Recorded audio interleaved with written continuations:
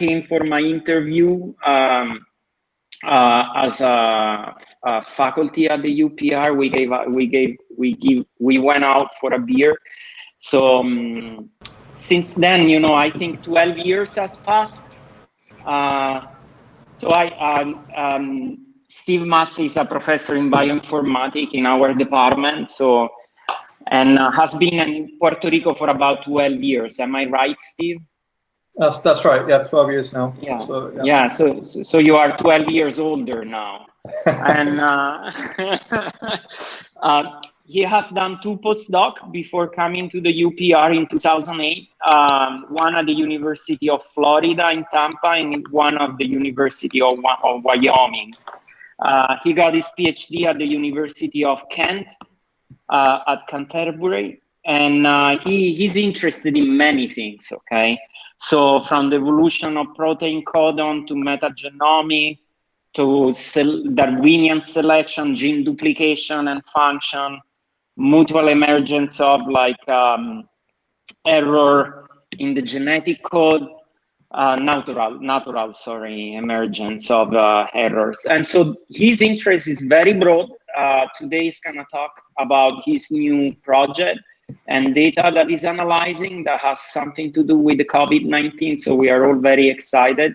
And so I leave Steve to talk about this project. Thank you, Steve. Thank you, Ricardo, and thank you to Gurul as well.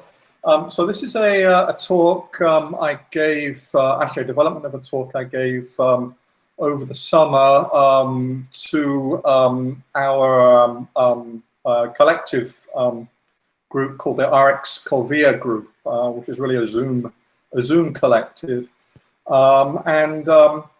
What I've done is develop this this topic further and try to address vaccine design considerations, which currently are very important for everybody to understand whether or not we can lift lockdowns, are we going to have to persist with lockdowns, etc., etc. So the title of my talk is Hidden in Plain Sight, the Ubiquity of Molecular Mimicry and its Role in COVID-19. And so this work, actually, we commenced this work about 2 years ago, and we were interested in initially molecular mimicry, and then we decided to develop a universal model of mimicry, taking organismal mimicry as an inspiration, applying it to at the molecular level, and then extrapolating to the societal level. And so our initial, as I say, initial interest was in molecular mimicry, and we actually at that time used a number of examples from viruses. So viruses make widespread use of mimicry, and it was almost a premonition of the outbreak, because when the SARS-CoV-2 virus appeared, it turned out, not surprisingly actually to us, to make wholesale use of molecular mimicry. And as I'm going to show you in a minute, its mimicry strategies have been absolutely key for the seriousness and spread of this particular epidemic. And so I should point out before I proceed further that this work is a collaboration with Bud Mishra from NYU and Will Casey from the United States Naval Academy. And so all of this work we've conceptualized together, and I'm actually going to show some simulation work that I didn't actually do, but Will actually implemented that work.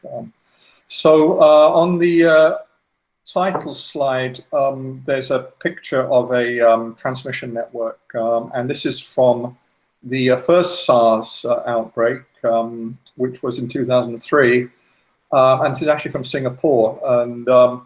And so you can see here that first of all, the outbreak was limited, unlike the present outbreak, and there's a number of reasons for that. But also, in addition, you can see that there's a number of nodes, and I don't know, can you see my cursor? If I move my cursor, can you see that? Anybody? Yes, we can. Yes. As I move it, yeah, okay, yes. Good. So I can. Yes. So I can indicate here, you can see these hubs. And so these hubs are what are called super spreaders. And so super spreaders are responsible for the majority of the spread of the outbreak. And of course, so therefore, if you can identify the super spreaders, you can suppress the severity of the outbreak. So the super spreaders are expected to be relatively asymptomatic, and so therefore they don't feel sick, and so therefore they go out and they spread the virus. In addition, because they don't appear sick, then they don't get locked up forcibly, or they don't get removed from circulation. And people are not wary of them, so they don't keep their distance from them. And so therefore, this is a strategy of the virus that the virus uses. And so it's in the interest of the virus to minimize the severity of the symptoms of the host, because this promotes the spread of the virus. And so this is a form of mimicry. And so the virus is actually mimicking. I mean, it's present in the host, but it's mimicking. The host is mimicking a healthy individual, and so this promotes the spread of the virus. So this, as I said, our model has been inspired by organismal mimicry, and organismal mimicry is the best characterized form of mimicry, even though mimicry is present at the molecular level, and it's present in human society as well, in many different aspects of society. So we take our inspiration from the organismal world, and this is called bioinspiration, and we then try and extrapolate these systems to other levels of biotic organization. And so, and of course, Ricardo studies this in great detail, and I'm sure you've heard his talks on Müllerian and Batesian mimicry. And I've used a few different examples here from butterflies, but actually in butterflies it is probably the best characterized system, certainly genetically and genomically. And so in the first panel A here, we have Batesian mimicry. And Batesian mimicry is where is a form of deceptive mimicry, and it's where a non-toxic animal will mimic the warning signals of a toxic animal in order to deceive a predator. And so the predator essentially loses out from this interaction, and it loses a meal. And so there's a conflict of interest essentially between the non-toxic animal and the predator. And so the non-toxic animal doesn't want to get eaten. The predator wants to eat the non-toxic animal. Now, in the case of a toxic animal and a predator, they actually both have common interest. It's in neither of their interests to consume the toxic animal, and this is because the predator will get poisoned, and the toxic animal obviously will die, suffer mortality. So here we have actually a rare example of vertebrate-invertebrate mimicry, and so this is actually a caterpillar from the Ecuadorian rainforest, and it's orange and it's furry, and it's toxic, and so predatory birds avoid this, and the orange appearance is a warning signal, and this is what we call an honest signal. And they both benefit from this interaction. Now, this bird here, the chicks of the bird, actually have been shown to mimic, in this publication here, they've been shown to mimic the caterpillar. And so predators will actually avoid predating on the chick, even though the chick is actually non-toxic, and it would be beneficial to the predator to consume the chick. So the second major form of mimicry is called Müllerian mimicry, and this is a form of cooperative mimicry. And I've got an example here of poisoned frogs, and actually these are from Madagascar. And so probably the ones you're familiar with are the ones from Central and South America. And these are actually unrelated to them, and they're an example of convergent evolution because they are actually highly toxic, and they're also brightly colored. And these are two separate species which have similar colored markings. And these colored markings act as a deterrent to predators. And so essentially the two species of frog, they share the same signal. And so they act cooperatively. And this is beneficial because they actually reinforce the value of the signal. And also it's beneficial to them, and it's also beneficial to the predator because the predator only needs to learn one signal instead of multiple signals of toxicity, and that's obviously beneficial to the predator. Now, the third major form of mimicry is camouflage, and we term this cue mimicry. And so a cue is something, is a feature of an organism or part of the abiotic environment that is not intended as a signal. And so in this example here, this is actually an example of invertebrate vertebrate mimicry. And so this butterfly here so eye spots are very common in butterflies, as Ricardo will tell you. And actually in this paper here, they've actually shown that directly that they are actually, in this case, this species here, they're actually mimicking the eyes of predatory birds, and so what happens is the butterfly will evolve these eye spots, and predators will think that it's potential predators will think that it's a predatory bird, and so therefore dangerous, and avoid the insect. And so the eyes are not really signals. They're a feature of the bird which are essential, and they're not necessarily intended as signals. And so we can term these as biotic cues, essentially. Now, the second major form of cue mimicry is inorganic cue mimicry. And so in this case here, we have lithops, which are succulents from Southern Africa, and they're also known as living stones. And if you look carefully, you can distinguish them in this picture here. But these are the lithops, and incidentally, they have beautiful flowers when they do flower. But they're almost indistinguishable from the stones. And so this is very common in succulents. That succulents often mimic rocks and stones, and this is because herbivory pressure is very high in the desert. There's not much plant life there, and so therefore it's almost ubiquitous actually. And in succulents, so that would be both cactus and non-cactus, often will mimic rocks, and in both their shape and also their coloration as well. So cue mimicry, at least in the organismal world, is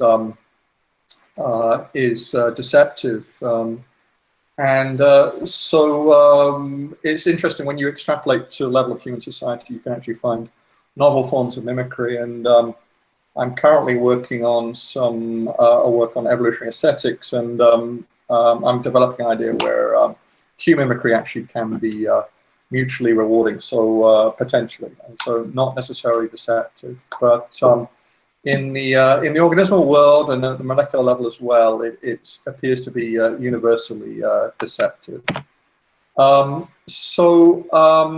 Now, elaborating the idea of cooperative mimicry, we have mimicry rings, and this is also something that that Ricardo works on with butterflies, and so this is actually probably the best known mimicry ring, which is, although I suppose a lot of folks are actually not really aware that it is a mimicry ring, at least I wasn't until I started reading up on it.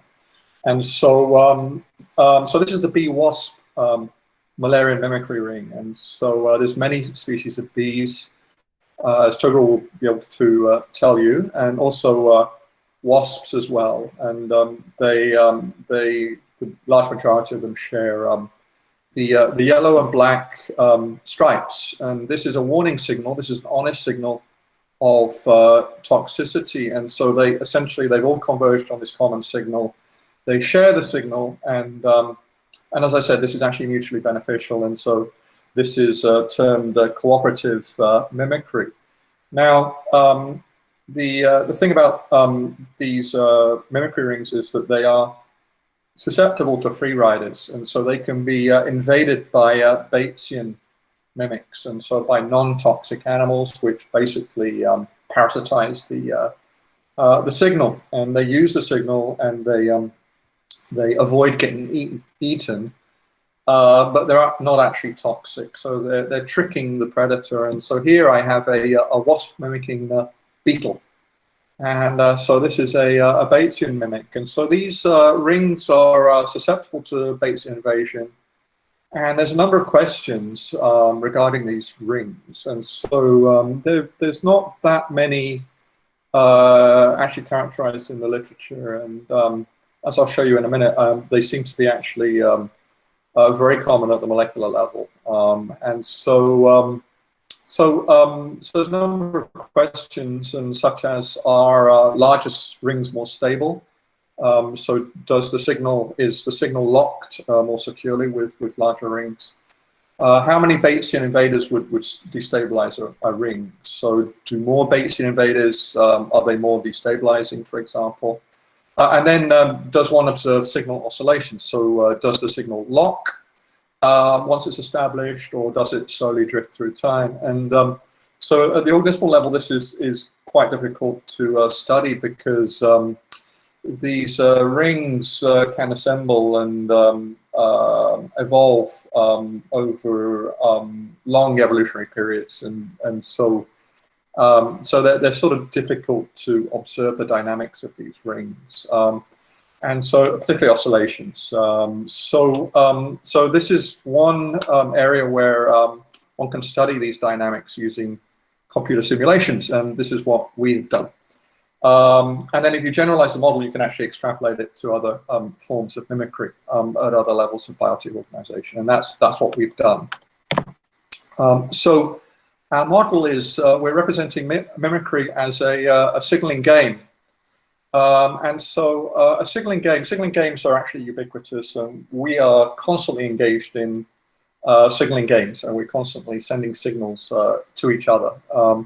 And so, they typically have an evolutionary imperative. So we send signals which are beneficial to us, and if they're cooperative, they're beneficial to the receiver, the recipient. And however, not always, as I'm going to show you. And so, so a signaling game involves a sender, really two players: a sender who sends a signal to a receiver, who then undertakes an action on receipt of the signal, and then the action produces utility, which in evolutionary terms would be termed fitness. Now, if there is a conflict of interest between the sender and the receiver, then the sender may decide to hide its true type by sending a deceptive signal. So if you think of that last example where I have the beetle, its true type is that it's non-toxic, but it's sending a deceptive signal. It's sending a signal that it is toxic. And so this is a deceptive signal, and as I said before, it has a conflict of interest with the predator. The predator wants to eat it, the beetle doesn't want to get eaten. Now, if the sender and the receiver have common interest, then the sender will send an honest signal revealing its true type. And so again, in this scheme here, you can see with eusocial bees, such as honeybees, they have actually a common interest with the predator. They don't want to get eaten, and the predator doesn't want to eat it. So they have a common interest, and so consequently, the honeybee will send an honest signal, and the honest signal is the black and yellow stripe, and the predator recognizes as a signal that the honeybee is toxic, and consequently it avoids predating on the insect. And so we can represent different types of what are called signaling equilibria. using these schemes on the right, and I actually thought I'd use wine bottles to sort of illustrate this. And so there's really three types of signaling equilibria, and so the first type is called a separating equilibrium, or a signaling convention. And so there's I'm using three different types of wine to illustrate this, and so Chianti, Riesling, and Silvaner, and they each have a different type of bottle. And the bottle is a signal to the consumer. And so in the case of the Chianti, it's the classic sort of bottle with the straw. And when you go into a supermarket and you see that, you know that that's a Chianti. So it's signaling its true type. I am a Chianti. Likewise, with Riesling, it has a characteristic bottle, and the Silvaner as well. So these are all honest signals, and they're distinct for each type of wine. Each type has a distinct signal, and so this we call a separating equilibrium. Now, a pooling equilibrium is where you may have three different types of wine, but you put them all into the same type of wine bottle. And so you can't actually distinguish its type from the bottle which it's in. Now, relevant to mimicry, we have what's called a partial pooling equilibrium. And so in this case, Müllerian mimicry we can represent as a partial pooling equilibrium, where we may have two different types of Chianti, but they're both Chianti, and so they both have the same bottle. So I have Chianti from the Ruffino winery and the Alpici winery, and they both use the same characteristic type of bottle. So the consumer knows that that it's a Chianti, and then we would have the other types of wine in their own distinct bottles, such as Silvaner. And so, so these are essentially Müllerian mimics, co-mimics, and so the two types of Chianti are sharing the same signal, and they're cooperating with each other essentially, and the consumer also benefits as well, because he or she benefits from being able to quickly and rapidly identify a Chianti in the supermarket. Now, Batesian mimicry can also be characterized as what's called a partial pooling equilibrium. And so here we have, again, two types of Chianti that share the same signal. But actually, in this case, one is a genuine Chianti, and the second type of Chianti is actually a fake Chianti. And so this is the Batesian mimic here. And so in this case, the consumer is getting deceived, and so they're getting conned out of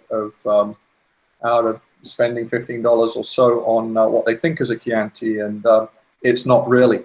And so this is analogous to Batesian mimicry, and then we, in addition, we then have other distinct types of wine as well, and this is what makes it a partial pooling as opposed to a pooling. A pooling, there's only one signal. A partial pooling, you have a shared signal amongst other distinct signals. We took this general model and we applied it at the molecular level, and I'm going to finish off actually with a brief discussion about the societal level as well. And so this actually has many different applications, but I'm going to focus here mostly on the molecular level, because that's relevant to COVID-19. So over the years, we've been developing a model of a biomolecular signaling gain, and then recently, as I say, we've been focusing on molecular mimicry. And so biomolecular signaling gains are signaling gains where the gene is the sender of a signal. The signal is actually the gene product of the gene. So that can be a protein, or it can be an RNA molecule. And the receiver is the macromolecule that binds to this gene product. And so the action is the response of the macromolecule on binding to the signal. And if this action is beneficial, then organismal fitness or utility will then increase. And so both sender and receiver genes will evolve their signals and actions in order to enhance their fitness. And so essentially we're regarding genes as players in a game, essentially. And consequently they have strategies. And so most genes within the genome will be cooperative. And so they will be sending honest signals to each other. What's really interesting is when you have what's called molecular deception, and you observe this in selfish elements such as transposons and things like that within the genome, junk DNA.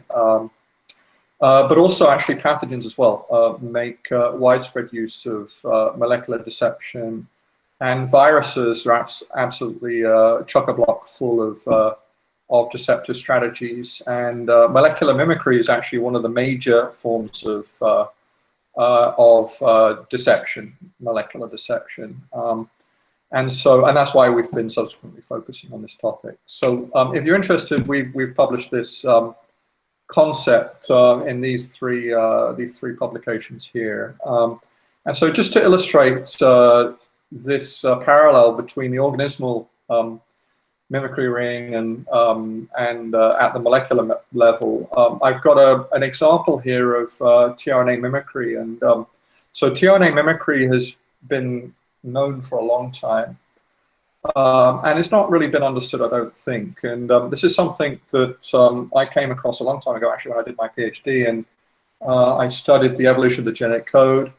And we're very interested in tRNAs and the origin of tRNAs and why they're the particular shape, how they interact with the ribosome, etc. Because this gives us insights into the origin of protein translation, the origin of the genetic code, and ultimately the origin of life.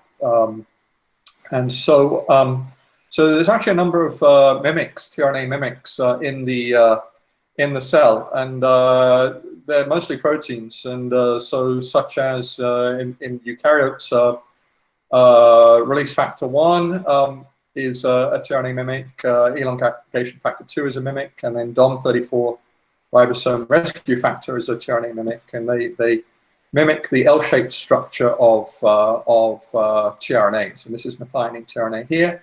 And so we can understand these as signals that these are a common signal that are sent to the ribosome, and they interact cooperatively because they all interact in order to promote protein translation. And so our prediction would be if we have a molecular Müllerian mimicry ring, then it's susceptible to invasion, and indeed we do see this. And a lot of viruses actually have tRNA-like structures. And so this is an illustration here. Actually, you can see it's a very close mimic of cellular tRNA. And this is from tobacco yellow mosaic virus. And it possesses a tRNA-like structure. This is a Batesian molecular mimic, and it promotes viral replication. It's not quite known how it does that, but clearly it interacts with the ribosome in some manner. And so we can represent or identify molecular Müllerian mimicry rings within the cell. And actually in this paper here in the Royal Society, we described molecular Müllerian mimicry rings comprised of mRNAs, and we're proposing that all mRNAs essentially form a cooperative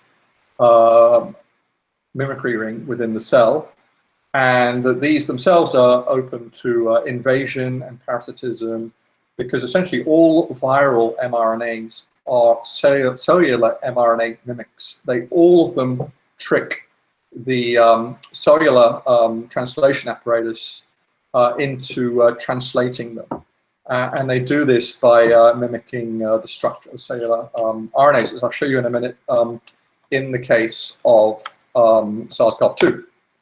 So SARS-CoV-2 makes widespread use of mimicry. And so if we look at the spike protein, which is on the surface of the coronavirus, the spike protein is covered in sugars, glycans, and these actually mask the virus from the immune system. So this is a form of Q mimicry.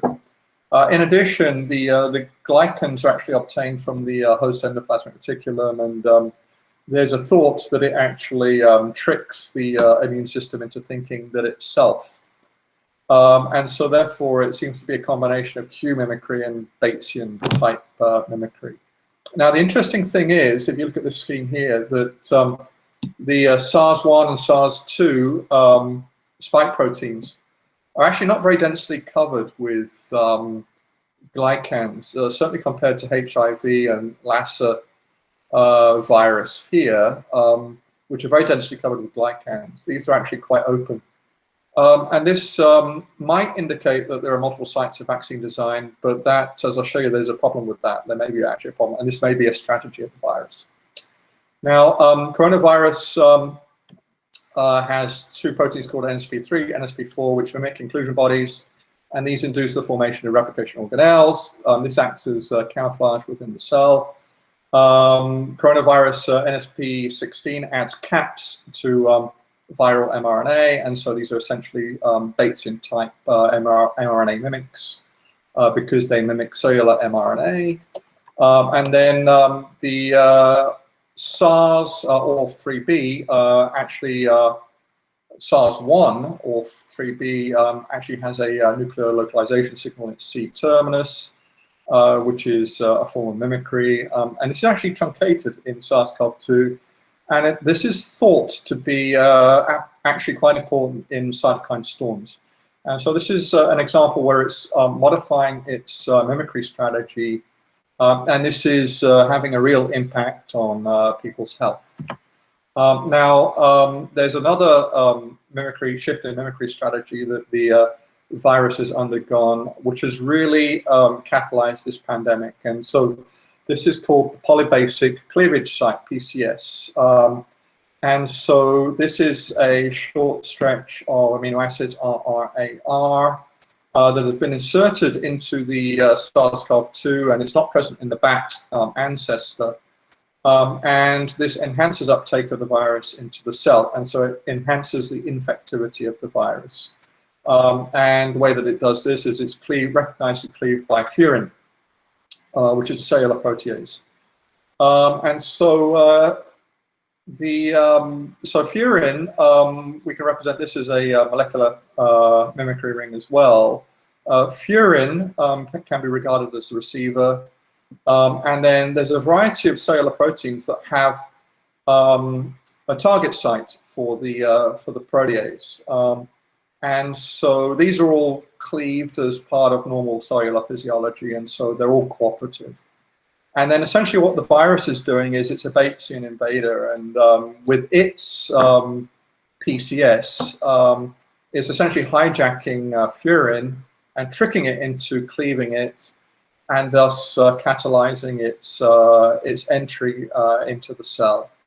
And so now it's been reported that the SARS-CoV-2 PCS is identical to the PCS of human epithelial sodium channel alpha, which is cleaved by furin as part of normal cellular physiology and part of the normal function of the cell. Now, I did a quick analysis on this, and it's true that the amino acid sequence is identical between SARS-CoV-2 spike protein PCS and human epithelial sodium channel alpha PCS. And when one looks at horseshoe bat, greater horseshoe bat epithelial sodium channel alpha is actually different in one amino acid residue. And so this species here is related to the lesser horseshoe bat, which is where the most recent common ancestor of SARS-CoV-2 was isolated. And so, however, when one looks at actually the nucleotide level, one can see several differences. And so if you look at the nucleotide sequence of the SARS-CoV-2 spike protein PCS, It's actually different at several positions, actually in third codon position, from the PCS of human epithelial sodium channel alpha. And so this indicates to me that the spike protein PCS was not recently acquired from a human protein. So it indicates that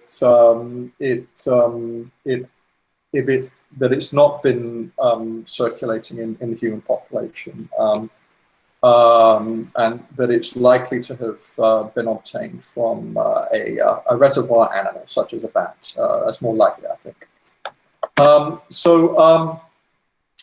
We can represent the evolution of the spike protein and its interactions with the immune system as what we term an adversarial chase. And so I think many of you are familiar with the Red Queen hypothesis, and that refers to a phrase from Alice in Wonderland, or seen in Alice in Wonderland, where the Red Queen takes Alice for a run, but they don't actually move anywhere. And so the Queen is running furiously, but she's not actually moving. And so this is an analogy for co-evolutionary arms races, particularly between hosts and pathogens, that the host and the pathogen are constantly evolving. And so the host will evolve some adaptation, and then the pathogen will evolve a counter adaptation, and so on and so forth. And so in terms of the spike protein, we would expect a cycle of recognition, evasion, recognition, evasion, and so on and so forth. And so this should result in an oscillation in the signal. And so if we understand the three-dimensional conformation of the spike protein as a signal, we should expect the spike protein to periodically shift its appearance in order to avoid recognition by the host immune system. And so it's not been around in humans for long enough to observe this, really. But this we would expect to have occurred in the reservoir species, the bat. And so we can actually simulate this, and we simulate this using what are called star glyphs. And so this is, we can represent a signal using the star glyph here, and then we can set up a model, a simulation, where the mimic will essentially evolve its signal over time, and then the predator will actually learn to recognize the signal. And so the signal is essentially inducing the predator to avoid the mimic, and then the predator learns that actually the mimic is not toxic and so worth consuming, and then the mimic then evolves a new signal to trick the predator. And really this is more concerned with cue mimicry.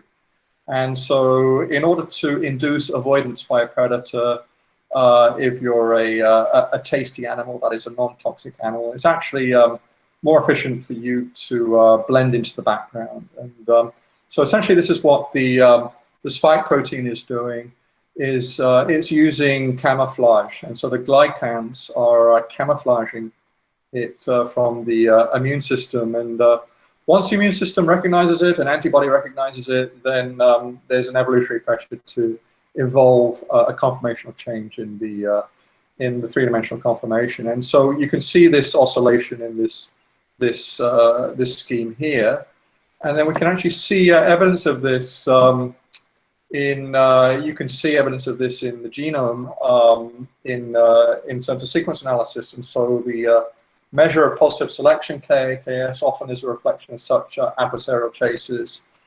And so we can actually see this with the spike protein from SARS-CoV-2. This is the spike protein genome. This is the S protein, the spike protein, and this is the variability here. This is percentage nucleotide identity here with a variety of different bat coronaviruses. And you can see here that the spike protein is actually really the least conserved region of the genome of SARS-CoV-2. And this is an indication of thousands of years of these oscillations and co-evolutionary arms races between spike protein and the mammalian immune system, assuming that it's been in the bat for most of its history. And incidentally, we can actually see these types of chases in cybersecurity. So actually adversarial machine learning, which is a means that cyber attackers use to sidetrack or sidestep spam filters, is a form of adversarial chase as well. And we can actually use the model that we've generated for better understanding cyber attacks, essentially, and Will in particular is very interested in doing that. To wrap this up, I really want to focus on vaccines, because that's really the pertinent topic of interest, I think, at the moment. And so vaccines themselves are actually molecular mimics. And so a vaccine mimics a viable virus. And so the physician who administers a vaccine engages in beneficial deception. So they deceive the immune system into thinking it is under attack, which is actually in the short term costly to the patient, because they undergo all sorts of side effects and symptoms from the vaccination. So this is actually Batesian mimicry. But actually in the long term, the patient benefits from this, because the immune system has a memory of the initial exposure, and so it can combat an infective virus. So this is actually a very rare example of beneficial deception. And in the natural world, I haven't found any examples of this. And this is really only found at the level of human society. And even then, it's very rare. So most deceptive mimicry is actually harmful. And so for the virus itself, vaccination is essentially harmful. And so this effectively represents a form of Batesian deceptive mimicry that's directed at the virus. A virus may respond to the widespread administration of vaccine in a population by undergoing antigenic drift, which is where it undergoes mutation and it shifts its surface proteins, its antigenic proteins. And so if this occurs, this may necessitate a new vaccine that more accurately mimics the mutated virus. And in fact, this happens every year with flu vaccines, that a new strain emerges on a yearly basis, and a new vaccine is required because the old vaccine is no longer effective. And so this is termed a co-evolutionary chase, because we see an oscillation between the mimicry of the virus by the vaccine and viral evasion. And so really with flu, this oscillation occurs on an annual basis. And Will has actually simulated this. And in this scheme here, we have a toxic animal and a non-toxic animal. And the toxic animal is termed the model. The non-toxic animal is termed the mimic. And here we show the oscillation in the signal. At some point, it becomes establishes a convention with the predator, and the predator learns to avoid the toxic animal. But then the mimic comes along and it reduces the value of the signal, in which case the toxic prey has to evolve a new signal. And then the mimic will then have to chase that signal. So we have this continual chase of the toxic animal out-evolving the mimic, and then the mimic chasing the signal of the toxic animal. And so you can see this oscillation here, and this is what we term a mimicry oscillator. So finally, I want to talk about co-evolution chases between Batesian and Müllerian mimics. So previously, this was just a chase between a Batesian mimic and a model. And now I'm going to talk about chases between a Batesian mimic and Müllerian mimic. And so actually there's not much evidence of these types of chases out there. And this is because these signals evolve very slowly.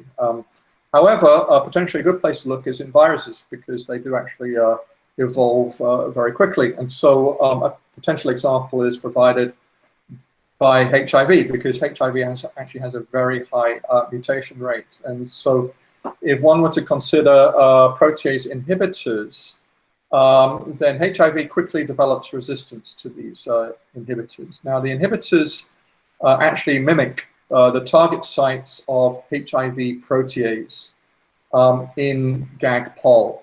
And so HIV protease recognizes these sites here in the GAG-POL polyprotein, and it chops these up. So this polyprotein is translated as a single protein, and then the HIV protease recognizes all these different signals and chops up the protein at these different sites. Now, some strains of HIV have changed these target sites, because HIV proteases, they actually mimic these target sites and they inhibit the protease. So they trick the protease into thinking that it's a target site in GAG-POL, and it inhibits the protease. And so this is essentially a Batesian mimic. And as a response, HIV has actually mutated these target sites. And so the protease is learning to recognize novel target sites, and it's avoiding the HIV proteases. And incidentally, HIV proteases are the major form of therapy for HIV. And so we can actually recognize, or we can represent this as a molecular Müllerian mimicry ring. And so we have here, we have cooperative mimicry between the HIV protease, which is the receiver, and the signals, which are the GAG-POL target sites. And so we have target site 1, 2, 3, 4, 5, 6, 7, etc. And so this is a cooperative molecular mimicry ring, because they all have a common interest in working together. So the virus proteins all work together in their own common interest. Of course, they have a conflict of interest with the host, but they work cooperatively with each other. Now, the host has a conflict of interest with the virus, and so the host may decide to go to a physician who will then administer a drug. And so this protease inhibitor here mimics these sites, and it inhibits the protease. And so this is a Batesian invader of the Müllerian mimicry ring. And so because these are slowly, it seems, in some strains of HIV, evolving as a response to the administration of these protease inhibitors, we're beginning to see a co-evolutionary chase here. So I think this is one of the few examples of a co-evolutionary chase between Batesian and Müllerian mimics, if you are prepared to accept that these are truly Batesian and Müllerian mimics. This is a term that's really applied at the organismal level, but we're attempting to apply this at the molecular level, and we are claiming that the dynamics are actually very similar at the organismal level and the molecular level. And so the signaling game paradigm can be used to inform vaccine design. And so a major problem for vaccines is the presence of non-neutralizing or decoy epitopes on the virus surface, which diminish the effectiveness of a vaccine. And this may be why all this current crop of vaccines that are in development may not actually work. So I think there's a good chance they may not work. And so they diminish the effectiveness of the vaccine, and they may actually make the vaccines dangerous through something called antibody-dependent enhancement. And so this is one reason why vaccines for dengue And HIV have been so difficult to develop because of this phenomenon. And so decoy epitopes they're mimics, they're Bayesian mimics. They mimic neutralizing epitopes, and they divert the immune system to attack them.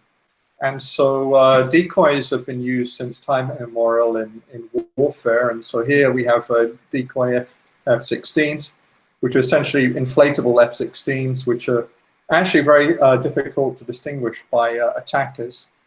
And so a lot of the strategies that viruses use, you can actually find in textbooks on military subterfuge. And actually game theory allows you to characterize both of these and see the commonalities between viruses and actually military tactics and actually cybersecurity as well. And so, so it turns out that decoy epitopes are actually very poorly understood, and their evolution really is not understood at all. And so identifying these and whether they're present in the spike protein is actually very difficult. And so we're really reduced to a trial and error approach. And this is what's happening with the vaccine. And essentially, it's a gamble, and people have designed these or implemented these vaccines, and it's a gamble as to whether they will work or not. And there has to be a better, a more systematic way of designing vaccines. And so a signaling games approach may help to understand the dynamics of these decoy epitopes as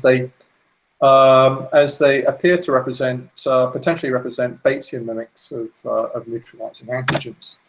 And so the duration of the immune response appears to be limited in COVID-19. And so it may be that decoy epitopes are actually weakening the immune response. And certainly this has been a problem with a MERS. This is another coronavirus from the Middle Eastern respiratory syndrome coronavirus. A subunit vaccine was developed to MERS, and it did suffer from decoy epitopes.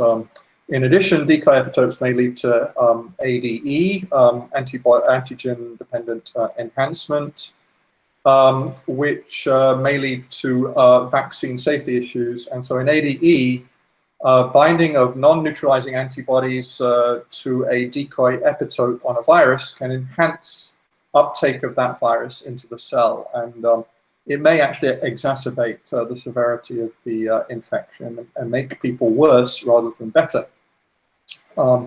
And so we're finding that out now during the phase 3 trials for a variety of different vaccines. A vaccine that produces non-neutralizing antibodies may actually cause ADE. And so there is a real safety concern, I think. And so if you think back to that scheme where I showed you with the glycans, the spike protein is actually quite exposed. And so I think it's a real possibility that a number of those epitopes on the surface of the spike protein are decoy epitopes. And I don't think it's an accident that that the density of glycans is very low on the surface of the spike protein. I actually think that's a strategy, and I think it's potentially a deceptive mimicry strategy, and I think that's deliberate on the part of the virus. So the vaccines that are currently in development are potentially susceptible to this because they're not designed. They're actually using the entire spike protein, and as I showed you in the scheme, they're actually exposed. So they, a large part of the surface of the spike protein is actually exposed and may potentially contain decoy epitopes. And so there's a couple of vaccines that use the whole virus.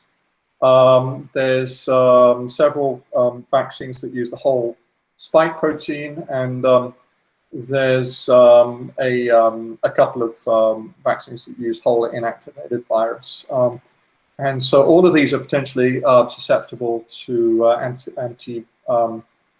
antigen-dependent enhancement. And so a solution to this would be peptide antibodies. And so then one could design it specifically to neutralizing epitopes on the surface of the spike protein and sidestep this potential problem. And unfortunately, there's only a couple. Out of all the vaccines that are currently being developed, there's only a couple that are actually peptide antibodies, which are only to small fragments of the spike protein.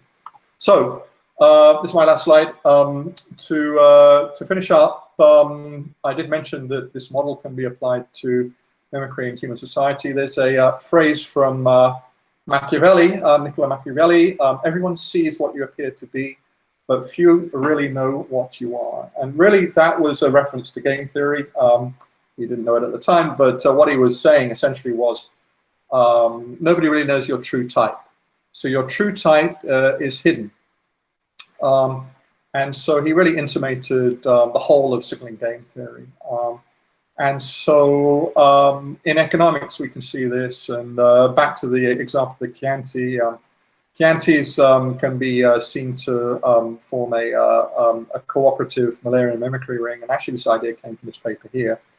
And it's invaded by counterfeiting. And so counterfeiting is a huge problem in economics. And we can understand this as Batesian mimicry, and potentially the signaling games approach can be used to better understand these dynamics. And in fact, signaling game theory originally came from economics, and it's used in the economics of information. And so that's the origin of the model, but it's applicable at all levels of biotic organization, particularly at the organism level. It's been very well characterized at that level.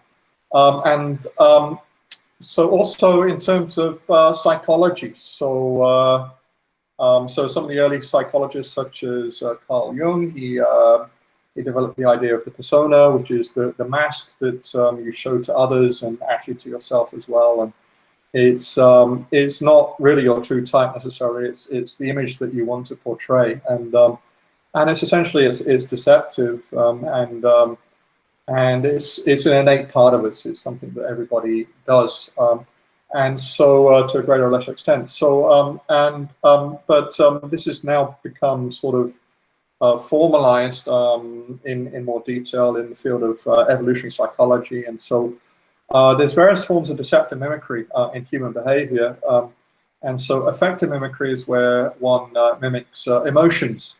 So you pretend to be upset. Perhaps if there's some tragic news that you hear, and you might not actually be upset, but you might want to make it seem that you're empathetic, etc. But this is actually something that psychopaths do quite a bit, and they actually lack certain emotions, and they actually learn to mimic these emotions. And so this has actually been formally characterized in psychopathic individuals.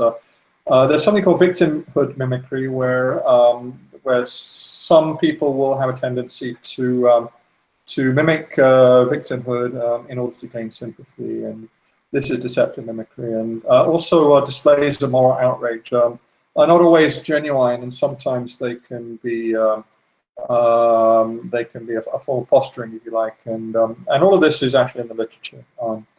And then there's forms of cooperative mimicry. So there's forms of cultural evolution, such as prestige-biased social learning, which is where you copy people who are successful, hoping that some of that success will rub off on you. And there's something called affiliative mimicry, which is actually an automatic sort of almost a reflex response, where you copy people that, or you copy their behavior when you want to cooperate with them. And this can, although this is cooperative, it can lead to things such as balkanization and more sort of destructive social dynamics. So there's all sorts of things that that this model can be applied to, because we're putting it into an evolutionary context, and that's something that I'm interested in, is finding the links between human behavior and molecular behavior. And so to acknowledge my collaborators, Bud Mishra at NYU, he introduced me to signaling game theory.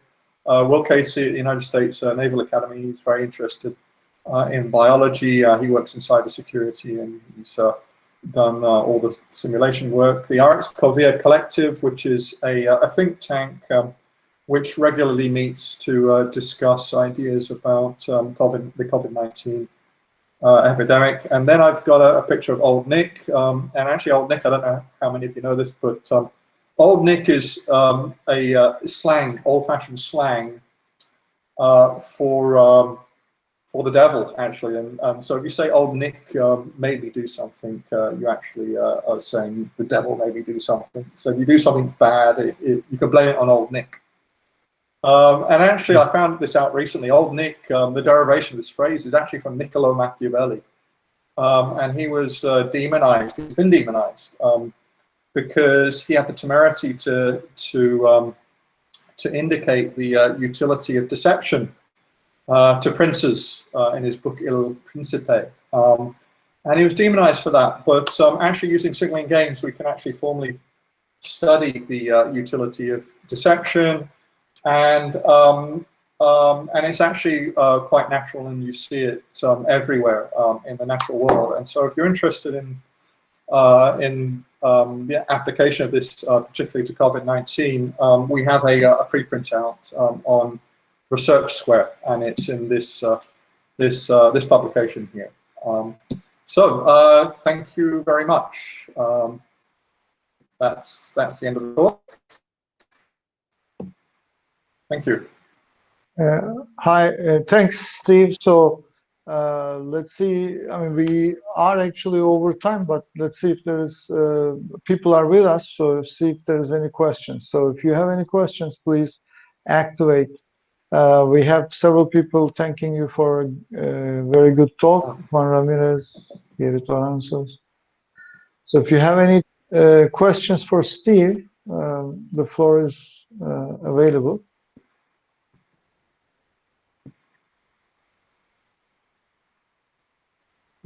Fire away. Okay.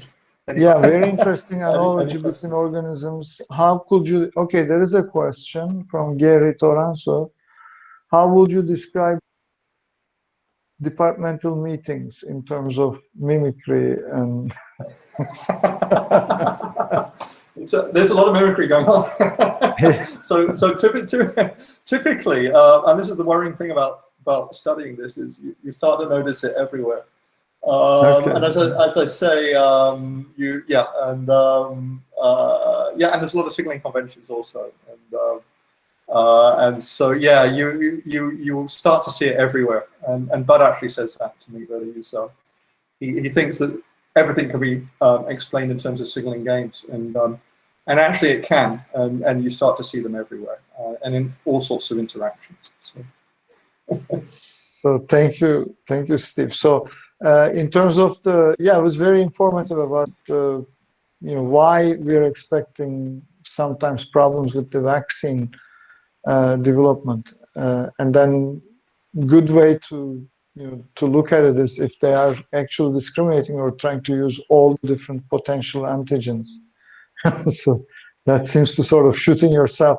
Maybe you're increasing your chance of hitting a target, but you are increasing your chances of hitting these false epitopes, right? So. Yeah. So I think if you better understand the strategies of the virus, and it's utilizing all sorts of deceptive strategies, then you can better tailor both drugs and vaccines. And right now, I'd say the critical thing is the vaccine. Everybody's putting their hopes on the vaccines, but the vaccines are actually there's a lot of hype as to they've done them very quickly, and they have these ways of administering them very effectively and producing large quantities very quickly. But actually, when you look at them, they're not designed. They're just taking the entire protein itself, and then the virus is undoubtedly there's all sorts of tricks in the structure of that spike protein, and so these vaccines are not taking that into account. And so I think I wouldn't put your money on this particular crop of vaccines. And so the mimicry perspective can help inform, say, the vaccines, but actually also we can actually we can understand the drug interactions as well, using this concept of mimicry rings and Batesian mimicry.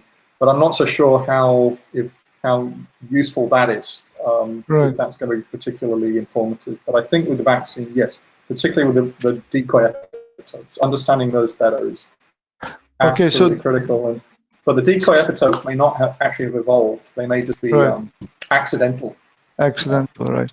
It may not be a strategy so there are some, one is, we also got a thank you, and we got a comment from Jaime Marrero telling very interesting presentation, different perspective and application of game theory. It's one of our new students. And then Paul Bayman is recommending that maybe you go into clothing design because fashion is based on mimicry. And then there is a serious question from Gary Toranzo. Interactions between a virus and its host cell is much more complex than the interaction of one molecule and the host. Therefore, how would you explain perhaps several levels of mimicry? That's like another seminar, but that's the question. So, and then many thank yous. So. Yeah, so I can address quickly what Gary's comment. So, so actually, I just showed a handful of the mimicry strategies that the virus uses, and there's actually a whole bunch that it uses. And so that was just a smattering of them. And so there's many, and I think, and there's constantly new ones being identified. And so there's this big surge of research on the molecular structure of the virus, and people are identifying new strategies that the virus is utilizing, and so so it is actually using all sorts of different types of mimicry and at all sorts of stages of its life cycle. So both inside the cell and outside the cell. And also in terms of the actual host itself, as I say, the symptomology of the host. And so that, yeah, there's all these levels of mimicry, and I agree with you that people think that they're very simple. I've heard people say this before, that viruses are simple. No, this virus is not at all, not at all. What it's doing is actually very sophisticated. Okay, yeah. So you're invited for drinks to discuss by Gary, so that's good. And Michel Borrero is telling, do you think using small peptides will work to avoid the ADE? So more designing the antigen. Yes, absolutely. Because if you can design, if you can identify the neutralizing epitopes, you can then design peptides to those, or basically you can make peptides that essentially mimic those epitopes, right. and then use those and incorporate those into a vaccine, and so thus avoiding the decoy epitopes. So yes, absolutely. It's more sort of complex to do, and there's a lot of trial and error. So this is actually surprisingly very poorly understood, how to identify antigens on the surface of a pathogen. And a lot of it is trial and error based. Thank you, Steve. So thank you very much to our seminar speaker, and you know, I hope you enjoyed. It was very informative. We learned a lot, and looking forward to, you know, expecting you for our next seminar. Thanks. Okay, thank you. A great talk, Steve. This is Hiralal. Thank you. Okay. Bye. Okay. Bye-bye.